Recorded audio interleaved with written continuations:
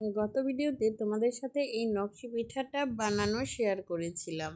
আর আজকে শেয়ার করেছি পিঠাটা কিভাবে গুড় দিয়ে খুব সুন্দরভাবে নরম মুচমুচে মজাদার করে তুলেছি, তার একটা ছোট্ট ভিডিও। এই পিঠাটা তোমরা কে কে বানাতে পারো কমেন্টসে জানিয়ে যেও।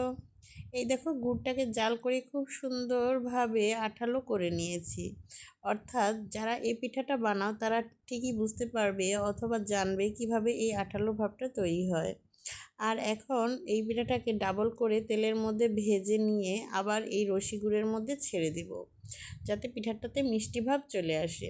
দেখো, পিঠাটা যদি নরম হয় তাহলে এর উপরে সাদা সাদা ভেসে ওঠে।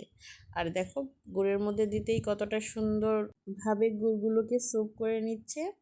এখন গুড় থেকে তুললেই তৈরি হয়ে যাবে মজাদার মুচমুচে নকশি পিঠা। Thanks for watching my video. আল্লাহ হাফেজ। দেখা হচ্ছে নেক্সট ভিডিওতে।